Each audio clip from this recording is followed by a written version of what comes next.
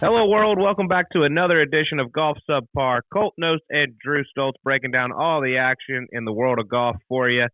A big one for us, Sleeves. Our man Wyndham Clark picked up his first PGA Tour win out at the Wells Fargo Championship at Quail Hollow Club. Designated event, $3.6 million. The man put on a show, 19 under par around that beautiful golf course.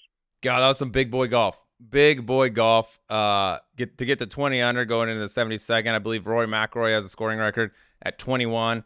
He was right there with it. I mean, that golf that he played this week, you can't fake it around Quail Hollow. You look at the winners there. There's some big names, especially some big first-time winners around there. That round of golf he played on Saturday, that 63 with 17 greens with an asterisk, by the way, if that's me and my group on Friday, like that last hole, I'm counting that as a green in regulation. Used the putter, just trickled off. But, man, finally we got to see what we've been talking about for a long time. It's like, just wait.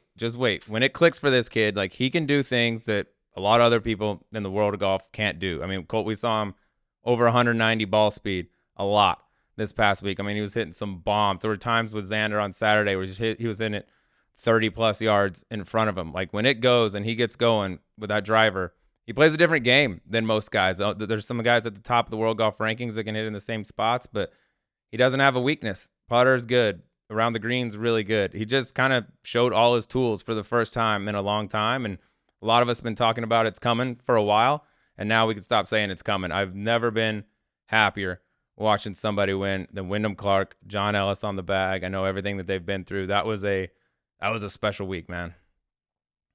It was. And, you know, he did have some weaknesses. He's addressed it. He's gotten a lot better. His mental game was a problem for a while.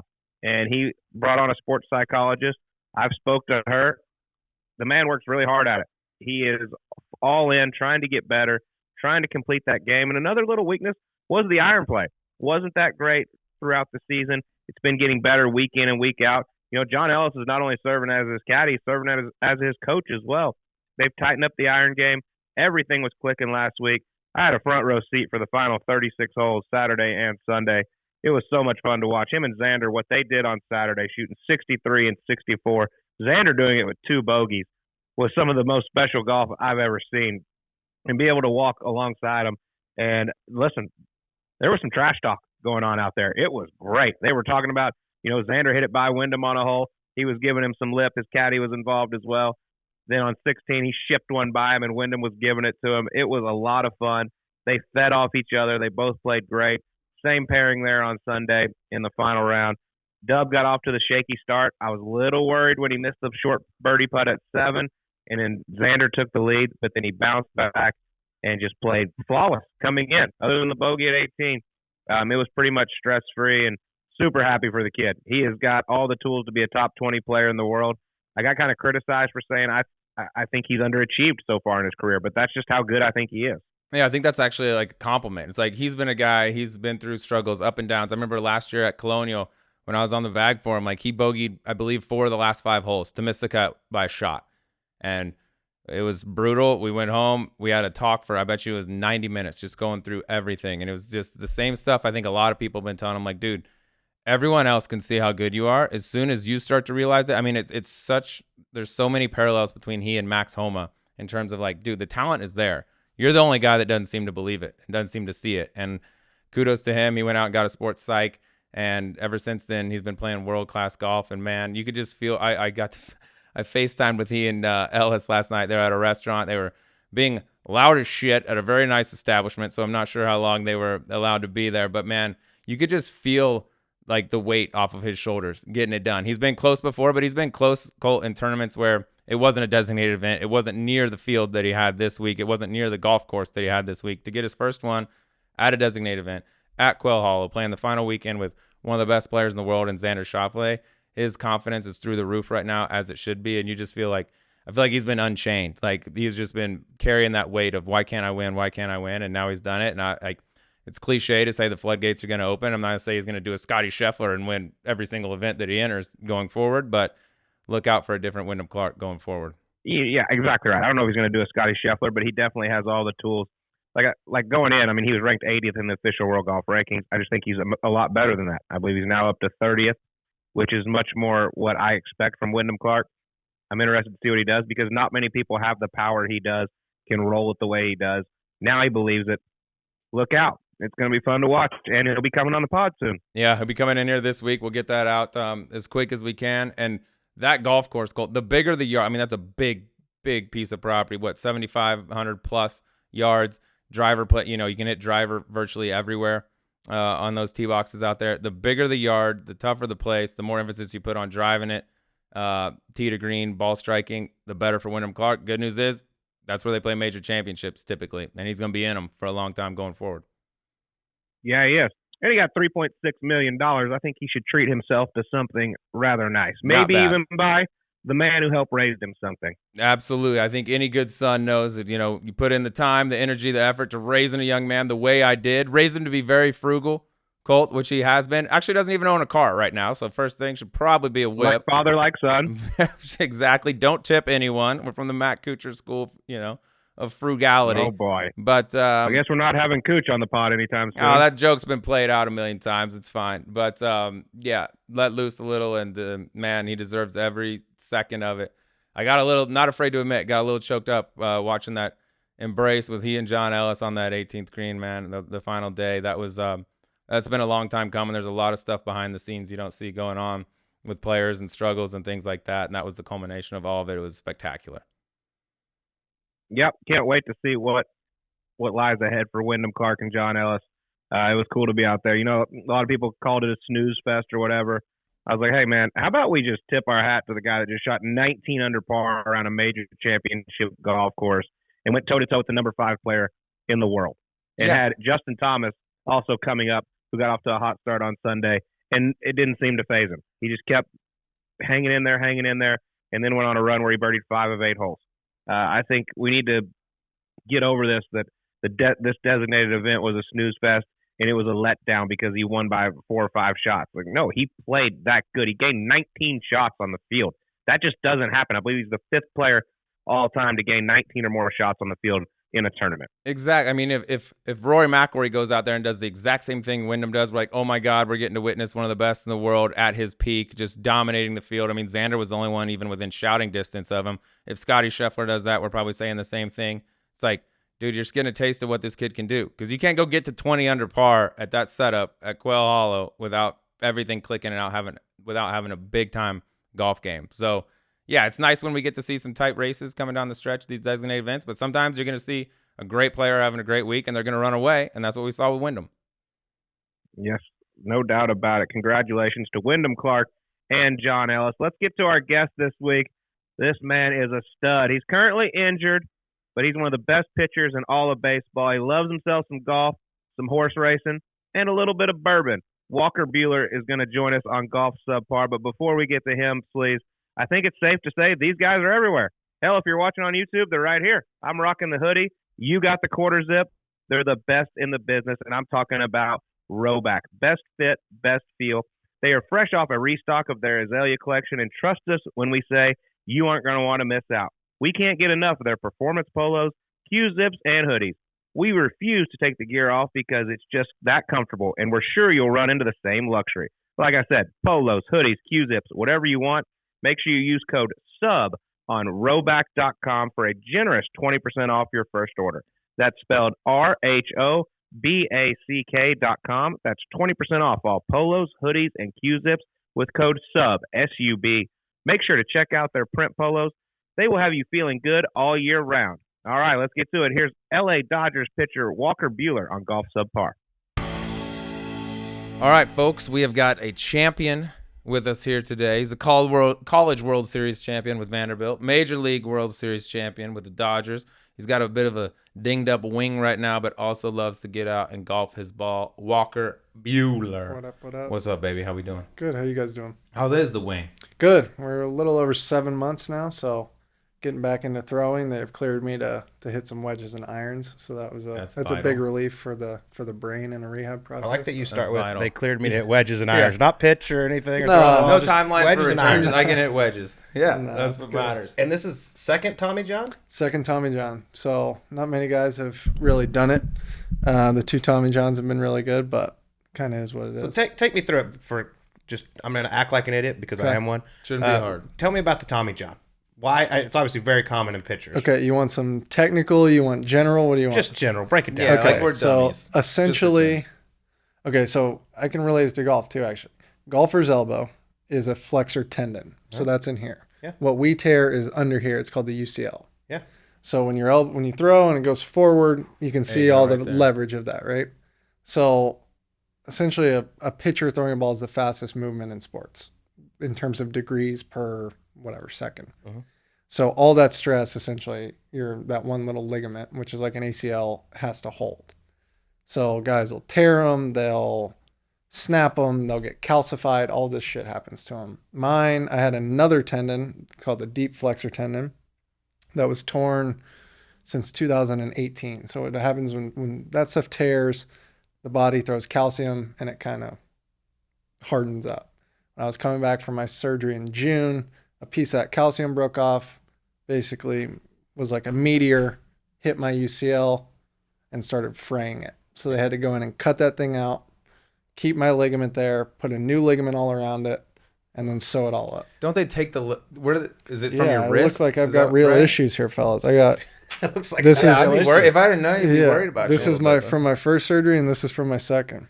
When you come back from Tommy, tell me if this is fantasy or real. Is it now to the point where the technology is so good, like sometimes it helps, like with your velocity? Like there was that dude from Tennessee, I won't know his name, but he played for the Volunteers. He was throwing like low hundreds. And it was like he had a repaired Tommy. In college, I was probably 92 to 96. And when I first got back from my first surgery, I was 95 to 100. Gonna be we don't know what's going to happen now. But, no, but there's when you have it, and I was 21 when I had my first one, and so then you get 23, 24, 20. You're getting bigger and stronger. Yeah. So it's kind of both. Is this like you're out the entire season, right? I had surgery August 23rd of last year, and usually timeline is 12 months. So I think there's a real glimmer of hope to pitch September and hopefully in the playoffs. But at some point you've got to kind of figure out what's better for your career. But I have every intention of pitching this year. Be a good time to come back though. Yeah, sure. Miss all the bullshit. Favorite come time back for the good time. I actually have a buddy whose kids are getting pretty big, and they're young though, like 10, 12 years old, let's call it that. And he said there are dads on his team with the little kids that are just giving their kids Tommy John now. They'll come back from this and then they'll be throwing smoke. It's the stupidest thing I've ever heard. I hate it. The youth sport thing, I feel like I was weirdly the last generation of parents that were rational about this stuff. Listen, I've played with so many talented kids throughout my entire life, right? And 2 of them made it to the big leagues, and neither of them have made hundreds of millions of dollars. So this idea that my kid needs to be the best 13-year-old at anything in the world is insane. And he could hate baseball. Could hate it in a week. Right. I found something. I honestly think golf is the only sport that you should ever try and specialize a kid in early. It does. It helps. It's like learning a language. The earlier you start, even if you don't play it, just get the basics. If you ever come back to it at 25, some people high school, I hate it, whatever. And then as they get older, everyone gravitates. But if you just start at all, and you're way ahead of the game. And it's not a offensive thing to golfers because real guys know it. But I never putt. I just went to the driving range, and now I can't putt. So there's a ceiling on how good I can be at that game, right? Kids that go and putt, they can always be good at golf. They can learn how to hit a ball. That's where you start as a kid, too. Right. It's that's where maybe now it's different. They're just teaching them to hit as hard as they can, as early as they can. Still got to go in the When hole. I was learning, it was chipping, putting. If you dropped off the golf course all day, you're not going to sit there for 12 hours and hit balls. Well, you don't have money either. It costs balls for range ball, Chipping and putting is free. Chipping and putting, free 99. Free is good. Let's go back to high school, because you got drafted out of high school. Yep. And decided, nah. Yeah, I have a funny draft story about that. So you kind of go through it. I had the first year of slotting. So back in the day, in 2011 was the last year, they could kind of offer you whatever they wanted in certain spots, right? First pick, they can offer you $10 million. Hmm. Now, the way the draft works is every pick has a slotted amount that there's some rules and stuff on what they have to offer you, but it's more or less that slot. So for me to not go to Vanderbilt, I told everyone it has to be over $1 million, and I want to go in the first round. There were 60 first-round picks that year. So I had a team at 55 tell me, you will not get past 55. I have all these people at my house. Everybody's all excited. 55 comes around and they go, we select Walker, and my whole house goes crazy, right? Oh. Then they bring the last name. Kid's name's Walker Weichel. So my whole house goes dead silent. One of my buddies is screaming, cussing at the TV. We're all drinking. I mean, whatever. Draft day. It was very funny. Funniest thing about it, the scouting team was with the Padres at the time, was the one that drafted me in LA. Oh, okay. Interesting. So Really? every time That's a bit of a tease for the fam. I like how y'all do it there because that's the one thing I complain about the NFL draft because I mean Right. it's televised. I mean it's Right. they're all televised, but you actually tune in for that. Yep. I want the guy to be surprised. Right. They've already got the phone call. Like they know they're going to Right. Dallas or Denver or wherever they're going. Yeah. Like I want it to be a surprise. Yeah. So the next day I was pretty hungover and kept snoozing my phone. Mhm. And it was all the different teams in the second round calling. Oh wow. And so I probably did myself a big favor by drinking that night because I might have signed and gone to a team that I didn't really want to be so with. you and, ignored their call and they just moved on? Yeah, if they can't get a Is that how hard they do yes. it? They don't on- just be like, no, we're drafting this kid, whether he is Yeah, asleep so or not. it's actually less surprising than you think because when the slotting thing happens, because Yeah. they have to know, they have to do this big math problem of we have $8 million to spend on players. If we can get our first runner for 500 under the slot, we can give that to the third round, all that Wow, shit. that's wild. That is interesting. So you decide, okay, I don't want to do that. I don't Yep. want to go to Pittsburgh, right? Yeah, Pittsburgh. Yeah, drafted me. but I'm going to go to Vanderbilt. Good choice. Nashville's Yeah, awesome. Not a terrible Big fan. move. Yeah. How was your time in Nashville? We enjoyed it, man. We were pretty good. It's funny. We went to Omaha twice, but our best team was probably my freshman year. We went 26 and 3 in the conference that year, which is a record now. I don't know if will be broken. Apparently UT had a chance, but they UT'd it. So You teed it. Perfect. no, but we had a really good group, and obviously just the talent that I got to play with and evaluate yourself against with and in that conference and on our team, I think was pretty cool. Omaha's a pretty good city too. Pretty cool. Pretty fun times there. That I haven't been there since. I mean, the new ballpark they Used to built be opened up like Rosenblatt. 10 years ago or whatever. Yep, 2011 I think was Yeah, the it's first right year. in downtown, right? Yep.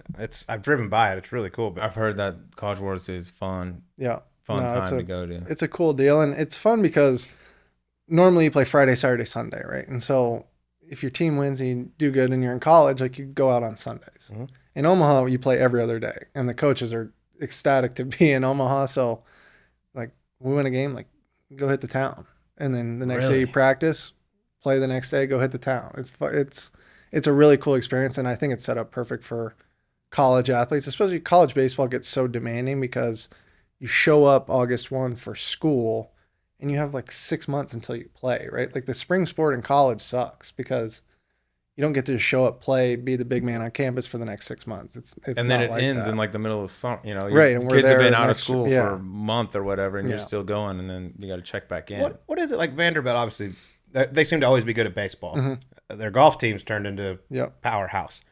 Why is Vanderbilt not a good football school? Like, do these kids not go to recruiting Too trips smart. to Nashville? They're too smart. Yeah, Well, I academics. mean, there's some stuff out there in terms of how Vanderbilt does it. We have a sliding scale at the school. So, you know, if your parents, I had a single mom, and my first 2 years I was on financial aid, not on baseball money. But if you think about that, we have 11.7 scholarships for our whole baseball team. Now, if I can be a scholarship level player on no baseball money, then we can go get another scholarship guy, right? So we have 30 scholarship guys. Now in football, they get so many scholarships that disparity doesn't help us. So in sports like golf or baseball, where the scholarships are way below the number of players that you need, it's a huge, huge advantage. And I think a lot of schools are going to start doing that, especially private schools. And really, with how much the school costs relative to University of Kentucky, right?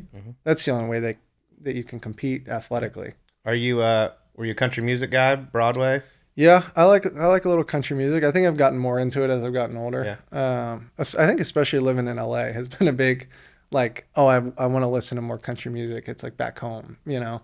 Give me a few of your spots on Broadway you like. Oof. Rippies used to let our team Yeah, in. Rippies is That good. was probably our spot. I mean, it was hard because it's Sunday, right? Like, Yeah. so we would do Rippies. They'd let our whole team in. no Sunday matter fun the day on age. Yeah, you Broadway, guys are like though. the show with Vanderbilt. You know what I mean? Like the baseball. We definitely were program's then. kinda it, Golf is getting there now. The baseball team, obviously, but This Gordon Sargent fella, he's pretty good at He's golf. all pretty right. good. My God. He's all right. Yeah, he's. I remember being so amazed at they basically had NILs before everyone else, right? Because we had a kid, I forget where he's playing, Matthias Schwab, I think his name is. Yeah. He was like a year or two younger than me, and he showed up, had a Red Bull deal. And we were like, oh my God.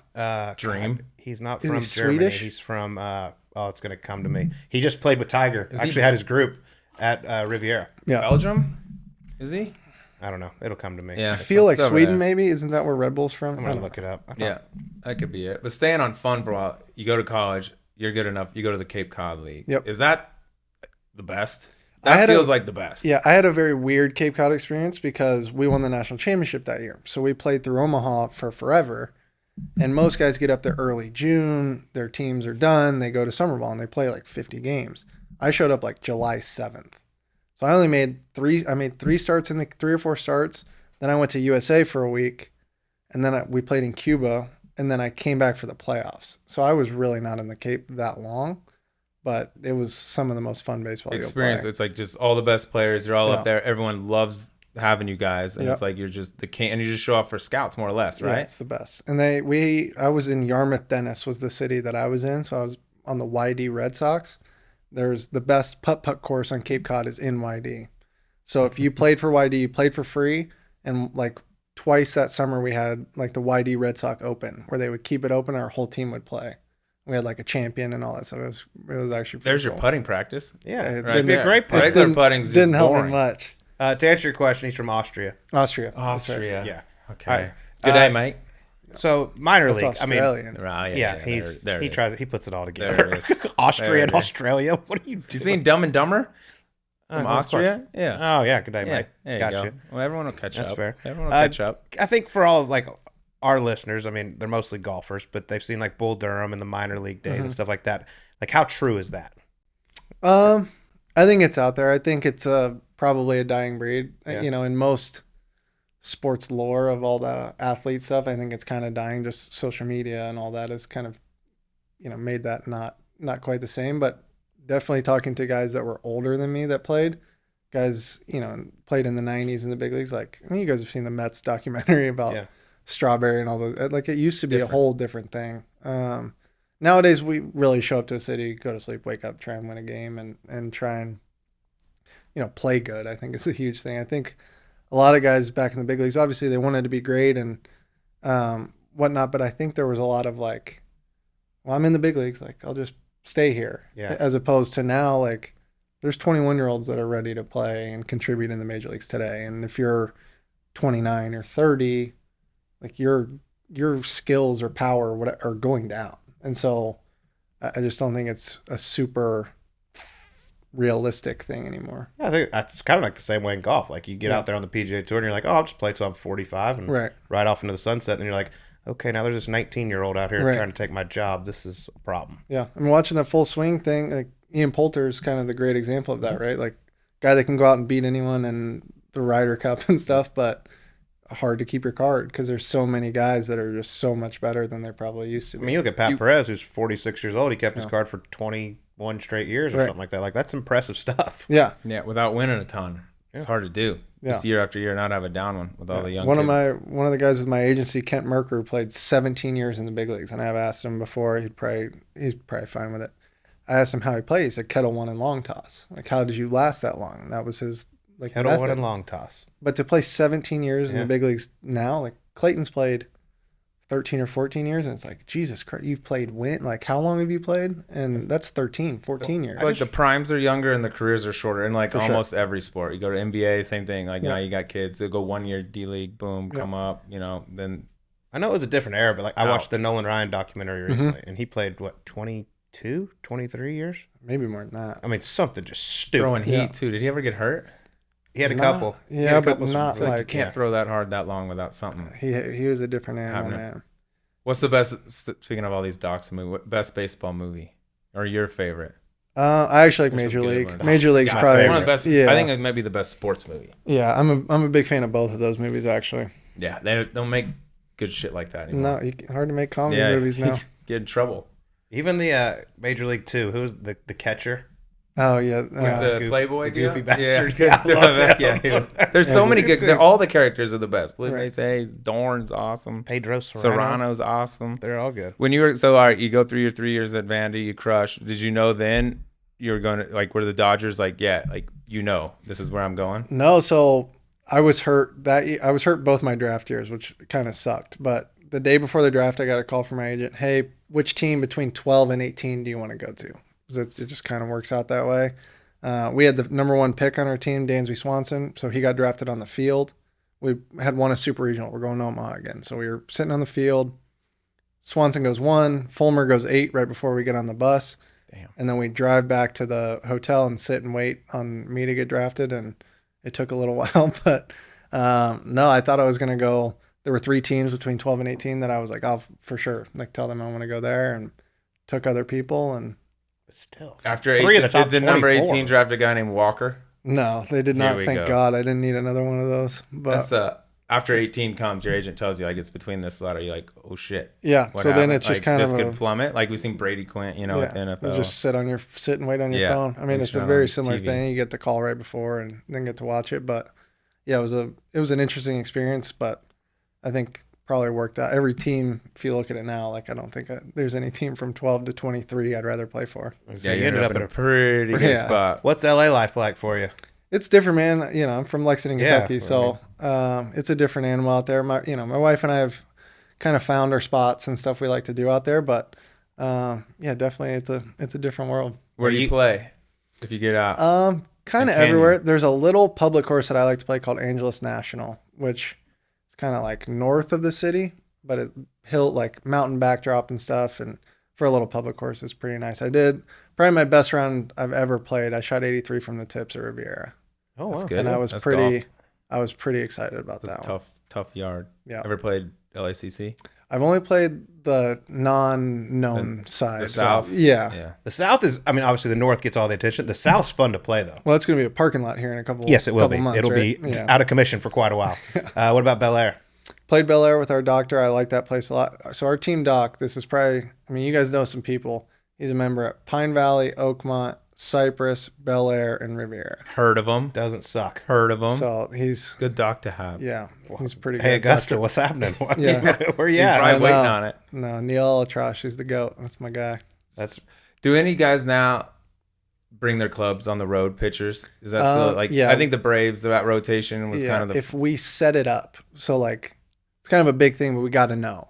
It's like, if you're going somewhere sick, it's like, Pine Valley, or whatever. Then we'll go. So I'll bring them to San Fran. I've played Olympic and Cypress there. When I got to play Cypress, we had an off day, but we flew in and it was like perfect timing. So we stayed at Cypress, played with no member, walked. It was awesome. First off, yeah. No range balls, just go for it. But they made us stay in the little hotel rooms they had there. Highly recommend it. Next time you play San Francisco, Cow Club. I've heard. Yeah, it's right. I don't know where y'all flying to, but it's right by the airport. Yeah. You wouldn't even know it's there, and then you show up, you're like, damn, and it's a big old property, and it's awesome. That's probably my favorite in San Francisco. It's so good. Yeah. Who are some other guys on the Dodgers that like to tee it up? So old school guy, Jose Vizcaino, who's a coach with us. His wife is actually my stepmom's cousin. So I've known Vizky since I was 5 or 6 years old, and he's ended up being my kind of player that I always go with on the road. But as I've gotten older, man, I've played a lot less. I bet I played 20 rounds my rookie year during the year, and I bet last year I played 2. It's hard to do and hard on your body, hard to wake up. It sucks. That's such a brutal statement. Like, it's hard to go play golf, but like, given, we play 162 in 180 days and you're in X amount of cities, and it's hard, but there are certain places where it's like, all right, we're going to set this up. We're going to go. Mookie, the other guys give you shit when you come back. Like, oh yeah, we just played Cypress. Here we are. No, the position guys be like, y'all are soft. No, I think the guys that want to play golf, like, will go play golf. Okay. So it's kind of hard. You're never going to have like, oh, we can't take you. You brought your clubs, but you can't come with us. You always are scraping to get 4. I actually played a course in Denver called the Sanctuary, which was one of my favorite courses I've played. I don't know if you guys have heard about that. Yeah, I'm from up there. It's crazy. Awesome. It's like fantasy golf up there. No one's on it. Was anyone there? No, my little brother was working there that summer too. My brother's from Denver, so I enjoyed that place a lot. That's like one of one. It's up by Castle Pines, like up there. And it's have you heard the story on it? What's that? I could be completely wrong on the story of this, but apparently the guy that started Remax didn't like any of the country clubs, built that place for himself, his wife, and charity events. Yeah. And they just started letting people go and play it like pretty recently. Nice flex. That was the only way you could get on it, was on one of the deals, which you had like a decent amount of them, but it was like for that.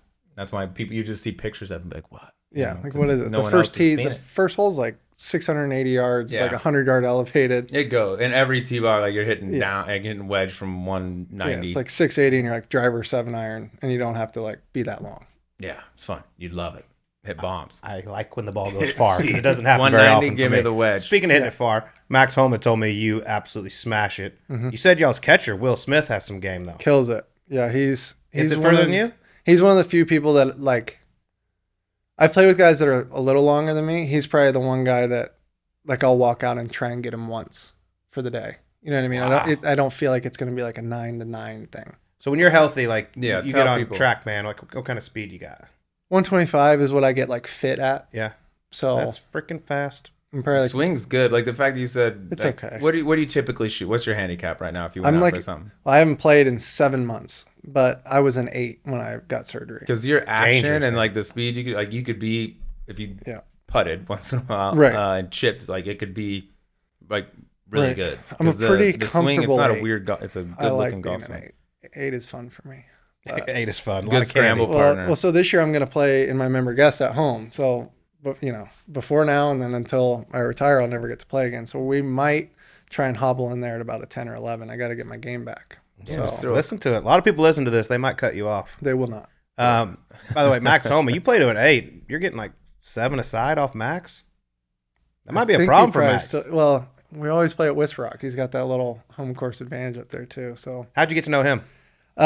Just being in LA, he's a big LA fan. Oh, yeah. And, I don't know how our agencies knew each other or whatever. If he's Excel guy, I don't know. But he's not Excel, no. So one of our guys said, "Hey, you want to go play with Homa?" I was like, "Sure." So we played a couple times and gotten to know each other over the years, and it's been fun, man. It's been really cool to watch him because I kind of met him in like the rougher times of his career, and now to watch him go and win Riviera was really cool for me. And he's doing it. Yeah, he's doing it. And I don't think anyone that's met him really can say there's like anyone that deserves it more than him, I guess.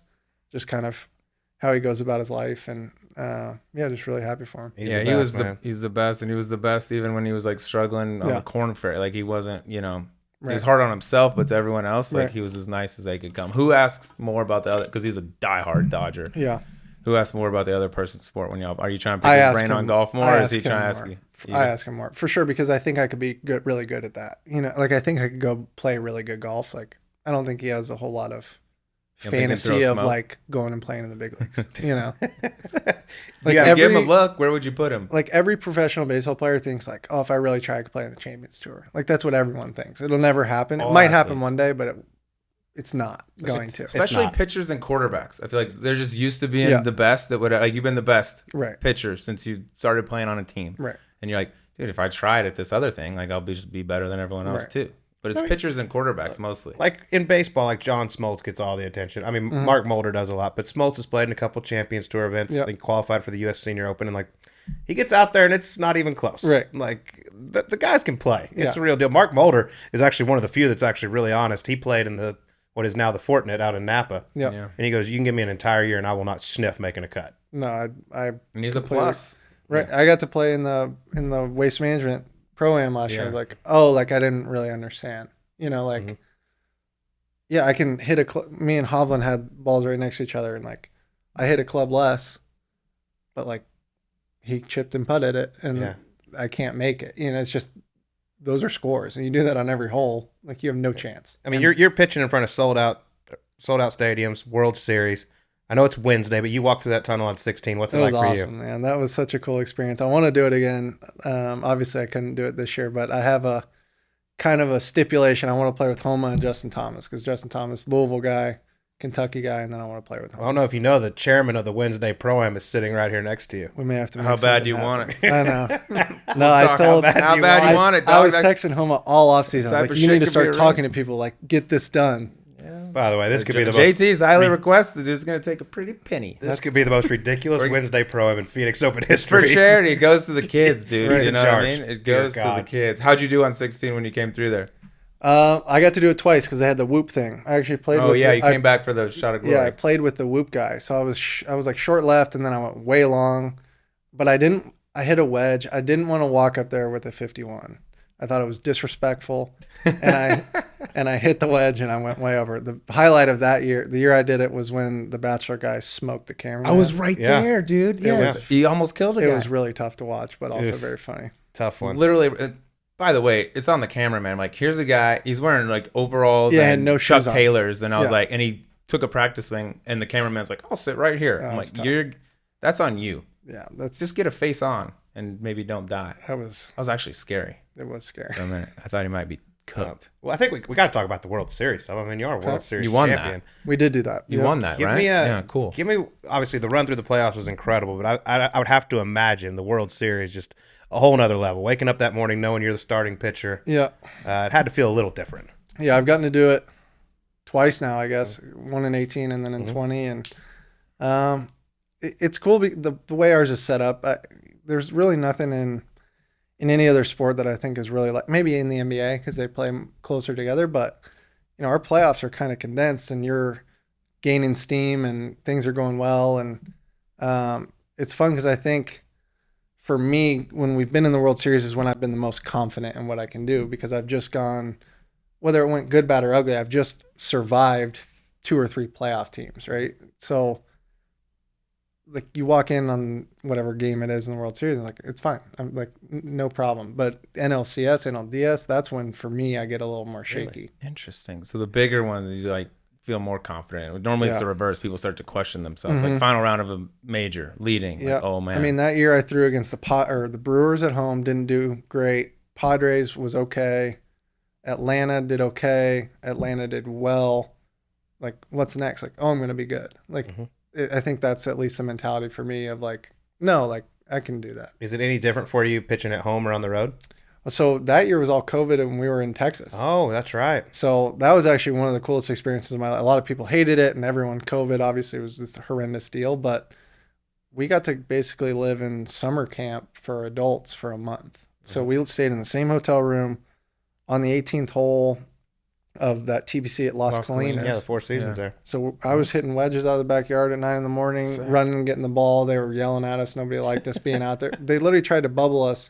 So we had our rooms and the greens like this. We're hitting like a 50-yard wedge and running and getting the ball. And they're trying to violate us COVID protocol for going and getting the ball. Nice. Yeah. Where there's no one out there. It's outside. Yeah, outside by yourself. And the umpires got to play. We didn't get to play.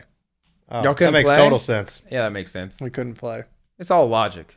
Don't question it. It was wild. Let me ask you a philosophical question here, because you've pitched in the biggest games possibly in your sport, right? And comparing it to golf, I'd say pitching is probably the closest thing where you're alone with your thoughts, and there's a lot of dead time. And like other sports are reactionary, but pitch, you're like, I want to hit the outside corner, whatever. Right. And it's just all. What do you do? Do you have a method or a technique? Like, I'm pitching, I'm going out there to calm yourself, because golfers go through the same thing. Yeah, I've always been kind of one of those guys. The more nervous I am, like on the bus, the better, because there is a spot. I think when you really have a routine, there's a spot where everything flips. So for me, it was always the more hyped up I can get myself at 2:00. I've always felt like I'm like building adrenaline, like that anxiety turning into adrenaline is what I want, but I'm trying to produce force, right? Yeah. And for me, I think everyone talks about mechanics and all this of pitching. I think it's similar in a golf swing, except tempo is a lot more important in a golf swing.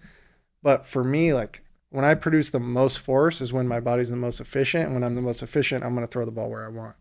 So I've always seen it as kind of a one-way, get as hyped up as I can. And then at some point that'll flip to like focus, focus and precision with power. So leading up to the guys when you're the most hyped. Not like when you step foot on the field. I listen to the same, especially in the playoffs. I kind of get 5, 6, 7, 8 songs, however long the drive is, and listen to them in the same order. I think that's a big thing. It's probably kind of missed. This like every detail of it is pretty planned. So I'll listen to the same 6 songs in the same order. Okay. I know when I'm turning, I switch it. We're gonna get to those. I would ask right now, but just hold that. The superstition thing. We're gonna get to. We are fascinated. That's coming later in the show. Here. Yeah, I want to. Well, give us a little example of some of those songs. Oh, back then, yeah, I had a weird mix going on there. I'd do some weird rap with some. I've always walked out to like pretty heavy metal stuff. So I've walked out to Avenged Sevenfold. I've walked out to Bulls on Parade by Rage. Victor Hovland, if you're listening, call us and let us know what those are. That's why they put them together. Great. That's why we play together, probably. No, but yeah, it was kind of a bold walkout my rookie year. I walked out to Hail to the King by Avenged Sevenfold as a 23-year-old rookie in the big league. So and here I am. Like that. Yeah, I did that one for about 2 years. I was going to get to that at the E9, but I heard, you do the same list, and it's all over the map. Yeah, there was some Anything Machine Gun embarrassing Kelly on there? Yeah, there's a song called Candy by Machine Gun Kelly that was a part of that playoff run. Yeah. It's not the greatest song, but it was in there. Because who was it? Like, was it Urlacher that used to tell us that driving up to the game, you listen to Taylor Swift? Like, some dudes listen to stuff you wouldn't think. Maybe it wasn't Urlacher, but if it was, he's a good guy to mess up with. Yeah, he'll he kill won't us. care, and He's small. He listens to weirder shit anyway. Yeah, but some dudes listen to like weird stuff to get him going. Right. You know what I mean? Or super like classical. There was a Kid Rock song involved in there. I'll pull it up later. Okay, yeah, I need to see this. You do have one home run in your career. One. Bad. What's it like? I mean, do you even go practice? Yeah, we hit. I mean, I know you take some batting practice every once in a while, but no, we hit every day at home. Really? Yeah, so we would take batting practice before the team every day at home. That's why he swings 125. Yeah, so that was good times. Obviously, we don't get to hit now. I don't really miss not hitting at all. I miss facing pitchers and then getting to take BP. Yeah. So you don't miss hitting. You're okay with that? No, I mean it's the most like elating thing ever to get a hit in the major leagues. Well, there's like, zero expectation. Yeah. If you do anything, it's like whoa, bonus right. ball, right? And then I was better hitting early in my career, so everyone thought I was like people got mad at the end when I was really bad. But let me ask you this though: so you got one dinger. As a pitcher, is that the most humiliating thing to give up a bomb to another pitcher? I think so. That's got to be the worst. I'm gonna say it is. I don't know if I've ever done it, but I'm not gonna say I haven't because it may have happened. Would you rather, as a pitcher, give up a 2-run shot to a great batter, or a solo shot to a pitcher? Oof. I don't want to be weird. It depends on the score, but likely I'd rather give up a 2-run early. The one. The one. So he's a team guy. ERA and team it's guy. The one. Yeah, but I feel like hitting a bomb, giving up a bomb to a pitcher is like, Jesus, that's my free out. Yeah, it's tough. Yeah, that's a tough look. Before we get to the E9, got to talk a little bit about your charity event. Yeah. I know you're very passionate about it. Just had the third one. Tell us about it. Yeah.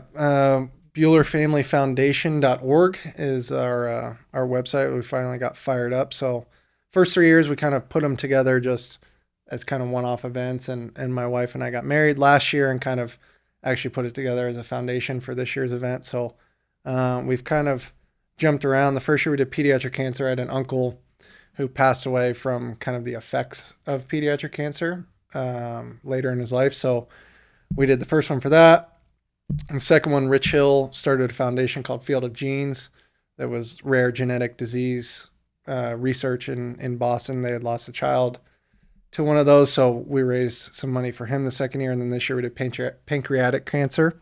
One of my really good buddies at home, older gentleman, has pancreatic cancer. So we wanted to kind of support him that way. So we're kind of jumping around some ideas for what we're going to do going forward and kind of create some consistent stuff. But right now we're probably leaning towards creating some sort of either a gym or outfitting first responders, fire stations, stuff like that with gyms, and hopefully going to find some cool sponsors. I have some ideas for what I want to do, but now it's a golf tournament. Awesome. Is it back in Lexington? It's back in Lexington. Yeah, we do it at Lexington Country Club. They were gracious enough. They do 2 charity events a year now. They've traditionally only done one.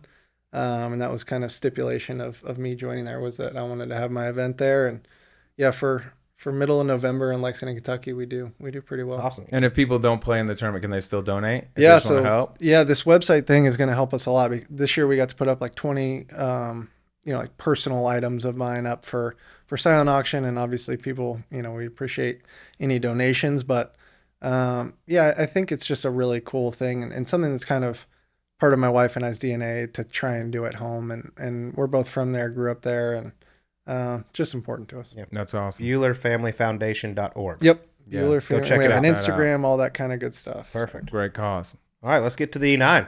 Okay. Oh, I got to tell you the formula for that event, though, because you guys will appreciate this. Okay. Have you guys ever played in a modified shamble? Modified shamble. So I know shamble. Tee off and choose the best tee shot. Yeah. Yep. And then alt-pin shot. No. No. Own ball in. So Okay, there you go. foursome, drive, own ball in. Yeah. 1 through 6, 1 ball in your team counts. Ooh, oh, yeah. boy. Moving on. 7 through Moving on 12, up. 2, 13 through 17, 3, and 18, all 4 balls count. At Lexington Country Club, 18 is a tough little par 5 too. So it's a nice. That's always fun when the one guy is just, you're killing us, dog, making 9. Right, and then you got to be good in that format, I would think. On tee, when it's at 1 ball, just hey Walker. Wild. But when that three balls count, the 4, we do that sometimes up there, like we're all ball. We'll do like count, 1 low, 1 high, or whatever, and then at the end it's like all 4 or all 5, fun, and it's like just hit a 7-iron, hit another. We've had bogey worst. The first year we played at a course in Lexington called Griffin Gate. They used to have a little senior event there, really short course, and it was wet, and the winners were like 23 under. You only have like 36 chances to score in that format. They were like 22 under. And then the next year we went to Lexington Country Club. The winner was 7 under. Wow. Ooh, it was so it's wild. A track. Yeah, it's classic East Coast, like tree lined everything. Greens are really hilly, and they're not meant to roll, but they roll like 11 or 12 in November. That time of year? Yeah. I'll tell you, dormant. You want to have some fun. On another note, we went up to Pine Valley year before last, and we played the short course. Yeah. It's 4-on-4, and it's worst ball. Ooh.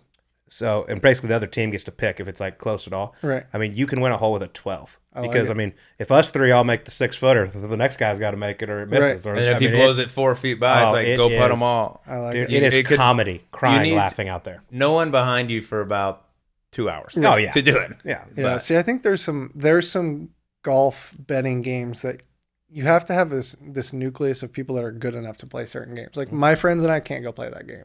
It'll take a while. That would take a while. But if there's like one of you on each team with 3 other players that are pretty good, it makes it very funny. And it's, I mean, as opposed to having like the best players on your team, it's like whoever has the least bad, worst player, like that's the draft you want. Like, is everybody else like, all right, your shot's not going to count, you're not going to count. Like, who's going to have the biggest mess up? It's probably fun, but it takes ages. That's probably the hardest. Par 3 is a good place to do it on because there's no drivers. Like Mountain Shadows here would be a fun place to do it. Yeah. But played there the other day it's crazy the time. stuff you think like, oh, no matter what, we'll be in from 2 there, and one dude will hit it 6 feet back. Now you got to make 4 6-footers in a row. Like it ain't happening. Straightforward chip, skull fuck it, and just bunker. One, it's like, little great. oopsies, There 1 foot. Like, all right, the rest of y'all don't have to hit. You can just play that one. All right, let's get to the E9. We asked this to everyone. You can be anyone else for a day, dead or alive. Who would you be? That's a broad question. Yeah, this is a thinker. We'll make it fun. This is a thinker. If I could be anyone, we should probably start giving this question to them before they get here. So they're prepared. Yeah, to let us go on it. It is a golf pot to not be Tiger in the like rain is hard to say, but I don't think I could pick one day. Just 2000 Tiger. Early 2000s. Yeah, I mean the off the course stuff, obviously maybe not. Yeah, that so part much. doesn't count. Right. That actually, if I was going to be Tiger for one day, it'd be when he won the Masters recently.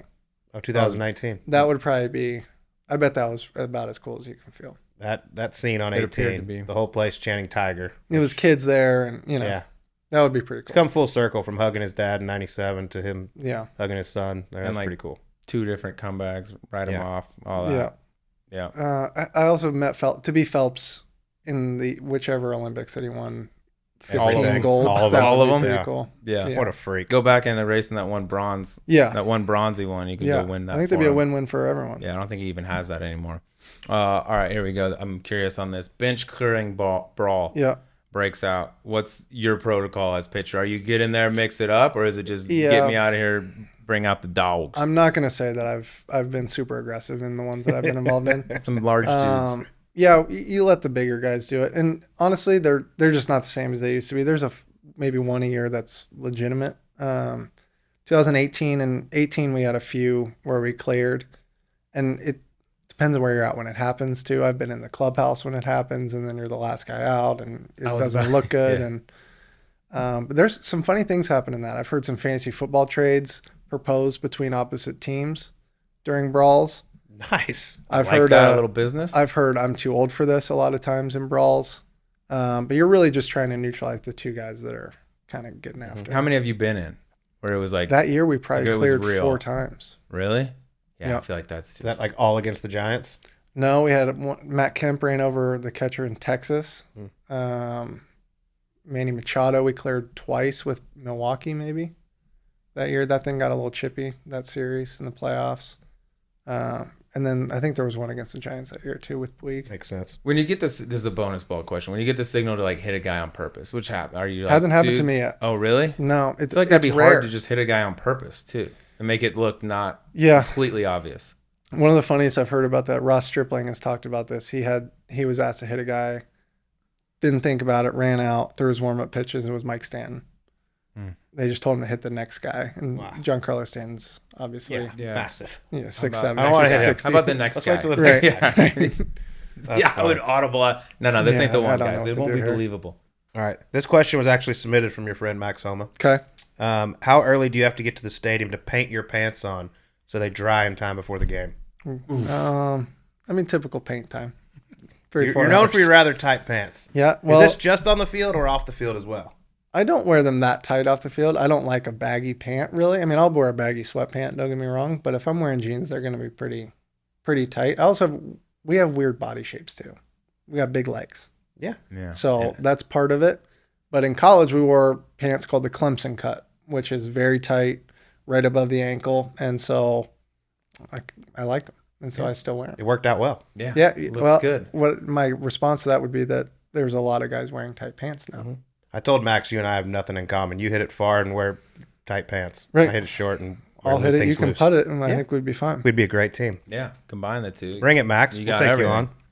you on. All right, another baseball one here for you. Best locker room or dugout prank that you've heard of or been involved with since you got in the league. That's tellable. Without incriminating anyone. Yeah. Another kind of legend that doesn't happen a lot. One of the best I heard of was at a recruiting trip at Wake Forest, and apparently they had taken everything out of a guy's locker and frozen it and put it back in his locker. So he showed up to the field the next day and everything was iced, similar to the Mighty Ducks. Oh yeah, like the flying bee. But yeah, things like that happen. That'd be hard to do. That takes some time. It gets really tough in professional athletics though, because we all have such an ego and we've all we've all earned our way there, of course. some one way or the other. And so when guys mess with you like that, like people you take don't it as take like it. an insult. Yeah. Now in a college team, that stuff can exist, high school team, right? But you've got 28 millionaires that are competing with each other for a living. I think the prank stuff's a little out. I think it can get out. I had a buddy with Denver Nuggets. Anyways, one of the players, popcorn. He had a Range Rover, put popcorn and filled the whole thing with popcorn. Like, I think during a game, maybe it was practice. It's Kenyon Martin, by the way. Yep. Came out to his car and literally like a funny video it, and he was ready to. Yeah. He didn't find it funny. Houston, I think Tyler White was the kid's name. He ended up playing with us for a little bit. They pulled his brand new Range Rover onto the field during batting practice at one point. Damn, nice. That's hard to do. But it's hard. I mean, as in everything now, like the hazing thing is such a line, and so if that kid's younger than the guy that did it to him or whatever, it's like, oh, he hazed him. Yeah, I feel like rookies could take a little bit and you probably get away with it, but after that, it's like what you said. We do a good job in LA where we used to do the rookie dress up stuff, and now like our whole team dresses up. So Scherzer, Kirsch, Julio, and I dressed up as a biker gang one year, and it came out pretty good. Solid. Yeah, came out pretty good. Stuff like that. But we take that as kind of a team building thing, as opposed to like a separation fact that it used to be. Yeah. You mentioned during the playoffs you listened to the same 6 songs, same order. Give me, whether it's you or one of your teammates, weirdest superstition. Ooh. There for a long time, I would only eat Chipotle for lunch and Smoothie King the rest of the day on my start day. That was a big one for me. So it's a 7:00 game. Yep. You have Chipotle for lunch. 1:00. And then like a smoothie. No, it had to be Smoothie King. Oh, a Chipotle and a Smoothie King. Yeah, so I would eat at 1. I would get my Chipotle, then I would walk to Smoothie King, get my Smoothie King, walk back to the field, eat the Chipotle. Smoothie King goes in the fridge. I don't eat anything else except for that Smoothie King. And strawberry, then you turn on the playlist. Strawberry Hulk. Yeah. And get fired Strawberry up. Hulk. That's a 1,500 That's a great day, smoothie. by the way. Damn. Yeah, that's the diesel. Urlacher used to have 2 chocolate chip cookies before every game. Interesting. Yeah. And then go try to kill people. My favorite's the Marshawn. He's a weird fucking dude, by the way. My favorite is the Marshawn Lynch 2 shots of Hennessy I heard. Recently I was listening to the Joe Rogan thing. They had a guy named Derek Wolfe who played for Denver. Yeah, Denver guy. He would microdose before games. I just saw that. Really? Yeah. Mm-hmm. How does he not get pinched on? Does that not show up? Really? Microdose and Adderall. No shit. Before the game. You think that works? Mm-hmm. He said it would get right before the 4 ball this year. Should we do it? He said it would get a little out of hand at times, and like the stadium would he get was a little good too. Yeah, he was a good goes, player. but that kind of makes sense. He's a feisty, really good player. Feisty dude. Microdose and okay. Write that down. All right, I was gonna ask you about your walk-up, your playlist, and have you go through them, but you kind of did, so I'm gonna give you this instead. Give me the worst walk-up song on your team, or bad. Give me. Chris Taylor walked out to Copperhead Road for a long time, which got a lot of flack among team members. I give Kirsch a lot of shit for his because it's been the same one for. He walks out to We Are Young, you would know. Yeah. Mm-hmm. And has for I don't know how long. Yeah. And so, there's a lot of plays that you can make on that and saying like, Kirsch, you're not that young anymore. Yeah. It's a kind of a girly song, but then he just shows you his bank account and his Wikipedia, and you kind of stop, I guess. So actually, that's really cool. Yeah, it's awesome. I like that song. That's a sick song. I wouldn't do that. Right. Yeah. One of the coolest though, now Julio Urias, they bring it. He always walks out to like old Mexican guitar, like not mariachi music, but they bring a legitimate mariachi band. They play in center field and they play it over the thing sick. every week. It's like the trumpet guy. Yeah. Right? Yeah. I think so. But it's that every week. That's awesome. It's really cool. Yeah, I like that guy. All right, this is for you to agree to or disagree with. We've had quite a few hockey guys on the pod, and win the Stanley Cup. Yep. Different animals, win the Stanley Cup. Y'all win the World Series. Mm-hmm. Champagne's popping. It's flowing. They say you boys are soft for wearing goggles during the champagne celebration. They said you got to feel the burn. Yeah. Agree or disagree? I agree. You need to do it once, and then after that, it's on you, because it's really uncomfortable. It burns. It does. Now, I think if you're talking at the end, you win whatever cup or trophy. Yeah, for sure. But you start winning divisions in a row, and then you win a 2-game series. Mm-hmm. Like you can probably you can wear the goggles. Yeah. Then your eyes don't work, and it's a problem. Yeah. But Clayton, no goggles. Clayton, no goggles. Clayton, no goggles. It's a Dallas boy right there. Valuable eyes. That's strong. Let me guess. Ray Whitney. He says baseball guys are soft. They wear goggles. Of course, dude. How much they don't just skate around like little maniacs, dude. We actually have some talent and need our eyes, unlike you, just out there starting shit like a little Tasmanian devil. That was definitely Ray Whitney. Yeah, I did have a tradition with one of the writers. I didn't like what he wrote about me once. He knows who he is. And for one playoff run, we had a pretty established thing. I would take 2 Budweisers, put them together, and pour them right on his head in the celebration. Hell yeah. And then that was nice. Yeah, I like that though. Then he's part of. He's one of the boys. He didn't like it. No, he didn't. Really extravagant hair guy. Oh, nice. LA guy. It worked. Yeah. It was fun. Max did tell me one of your best days is when you signed a deal with Budweiser. I did. Probably my favorite sponsor. Scary thing, Homa has a bourbon deal. I can't have a bourbon deal. I don't like that. Why can't you have a bourbon deal? So alcohol in Major League Baseball, they have to be a Major League sponsor to sponsor players. Oh. So wow. Buffalo Trace, I have like an unofficial thing with Buffalo Trace. They help me with my charity event. They're my favorite thing on earth. But makes me a little sick that the Cali boy has an Elijah Craig thing and the Kentucky guy doesn't. He's got his pinky up over there. He's sipping on it. He should have like a deal with a mimosa company. Yeah. Leave the bourbon. Leave the bourbon to the Kentucky I know. I boys. keep getting it. The one thing I don't like playing golf with him or any like really, really good golfers is like, I want to go have 8 or 9 beers. And he'll have 2. And it's frustrating. That's not fair either. Well, yeah, he's already better. Beat him if you had to have 9. Right. Are you strictly Bud heavy? I drink Bud Light. Bud Light? I drink a lot of Bud Light. What about your bourbon? You're like a purist, I would think. Yeah. What's if you could have anything, or you can only drink one the rest of your life? What is it? My wife and I had a barrel of Blanton's for our wedding. That's one of our favorites. We like straight Buffalo Trace. I like a lot of the Michter's products.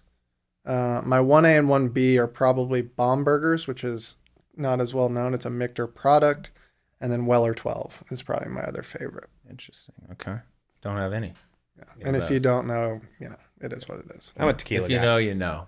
Yeah. Right. There's a couple tequilas I've gotten into. I like one called Selección Suprema, but it kind of tastes like a bourbon. You should check that one out. There's one, speaking of kind of like a bourbon, it's got a little sweetness to it. Activio. Okay. I'll send you a picture of the bottle. It is nice. Perfect. Very good. Tequila that tastes a little bit like bourbon. Isn't it the one you brought to my house? That's the one that's one I brought. Yeah. I'll show you guys. I'll show you guys the setup after this. Yeah.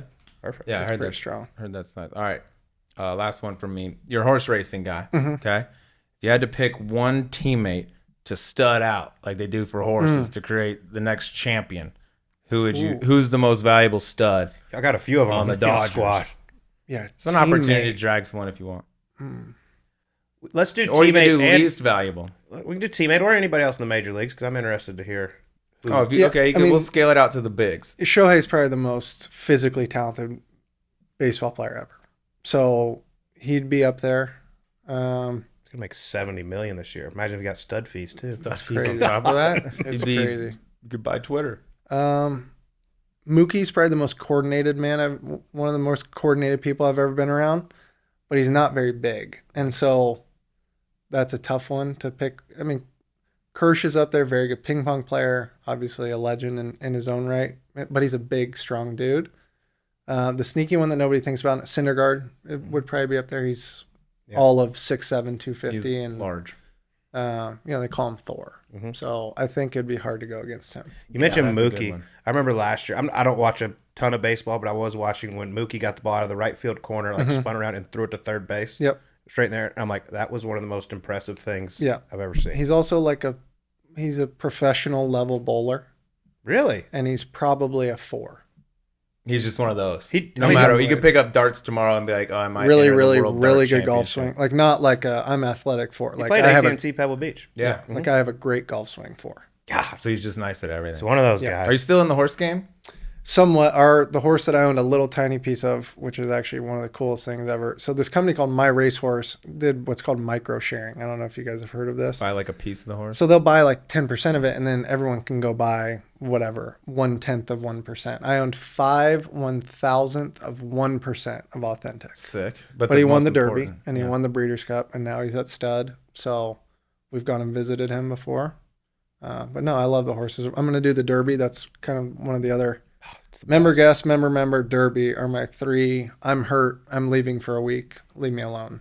Yeah. Trips that I'm doing. So we're at the Derby at the Derby's same time. A little is a bucket list. Yeah. Nothing better. Deal. Yeah, I'm going to take Dr. Elitrash is coming with us, and I think Taylor Lewan is coming with us. That's so cool. Yeah. So we're going to have a good time. Squad.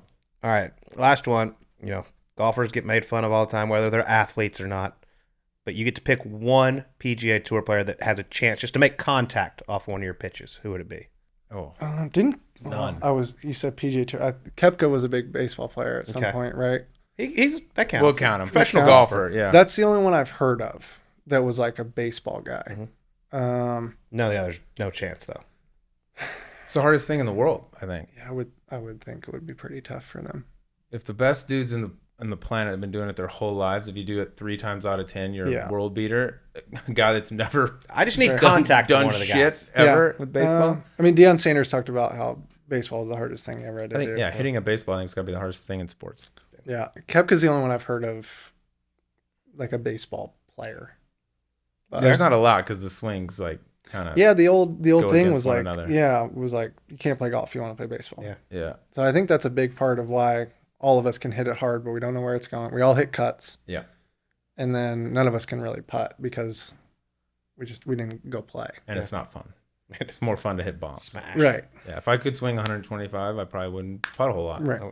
Awesome, man. Well, thank you so much for joining us. Enjoyed it. Appreciate you. Enjoy it, brother. Thank you, man. Thank you. Get well Thanks so much. much. Absolutely. All right, well, that was Walker Buehler joining us on Subpar. What a stud this man is. Second Tommy John surgery. Seems like he's going to come back bigger, better, stronger, and faster than ever, but such a dominating pitcher. Can't wait for him to get healthy. But, man, he loves himself some golf and loves himself some Max Homa. Loves himself some Max. Loves himself some golf, bourbon, throwing heat. Probably going to be coming back, throwing 117 miles an hour after the second Tommy John. Guy's got a pretty good setup figured out there, Colt. And also, he's another one of these baseball players. I know they're pitchers. I know they don't hit all that often. Just hits bombs. Just bombs off the tee. Just, oh, you think you're a good athlete? Oh, yeah. Actually, here's a guy that barely even plays golf, and he can swing at 120 plus. Different animal for these cats. How about those pantsy rocks on the mound, though? My goodness, they make yoga pants look loose. Lululemon, MLB Lululemon version. Things are snug. Kid's European with it. Got to respect it. Keeps his fashion tight. He's got a hell of a shoe collection also. He does. Jay's on his feet.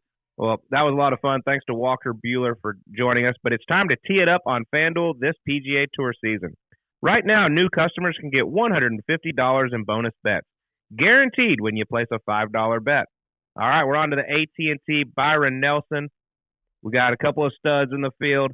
We got Scotty Scheffler, Jordan Spieth, Tom Kim is teeing it up. Gage Lee has dominated this event, 2-time champ, looking for 3 in a row.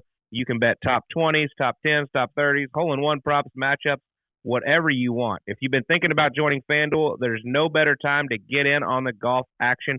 And when you get paid, Sleaze, what's happened? Instantly, bud. That's all right. So aim for the green and bet on the PGA Tour. All right, let's get to our picks this week. We got to hate on Cashmere Keith a little bit. He let us down in our top 20 parlay last week. Ricky Fowler did his job. Keith Mitchell, you let us down.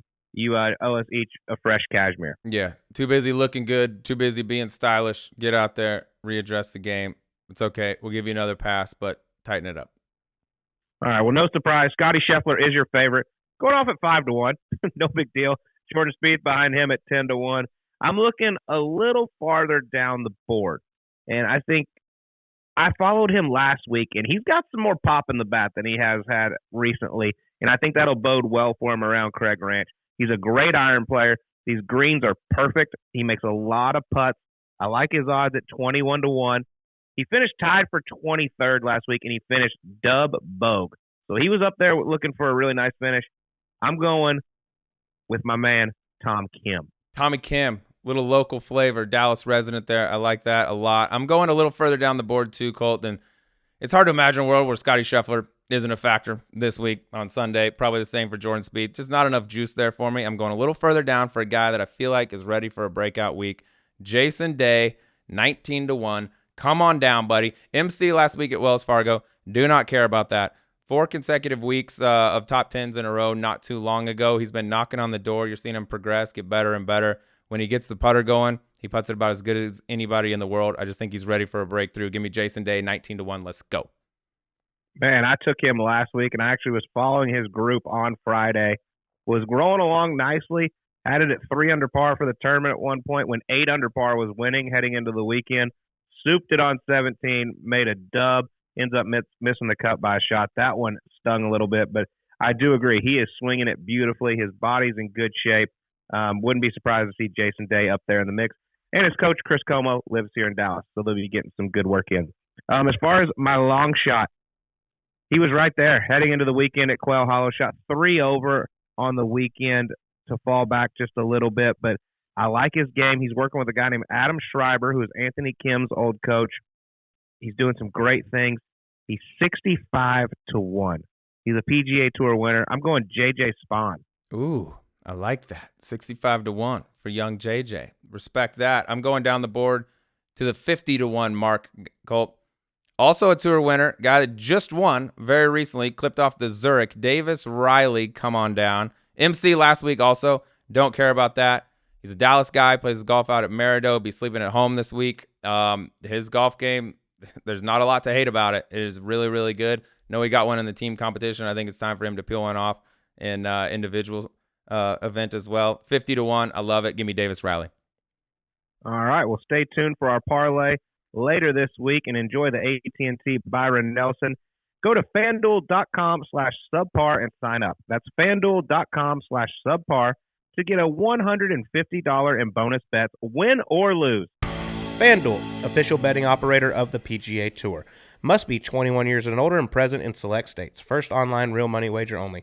$10 deposit required. Refund issued as non-withdrawable bonus bets that expire in 14 days. Restrictions apply. See full terms at FanDuel.com/sportsbook. Gambling problem? Call 1-800-GAMBLER. Hope is here. Gambling helpline, ma.org, or call 800-327-5050 for 24/7 support in Massachusetts. Call 1-877-8-HOPE-NY or text HOPE-NY. That's 467-369 in New York. FanDuel is offering online sports wagering in Kansas under an agreement with Kansas Star Casino, LLC. Call 1-800-GAMBLER or visit FanDuel.com/RG in Colorado, Iowa, Michigan, New Jersey, Ohio, Pennsylvania, Illinois, Tennessee, or Virginia.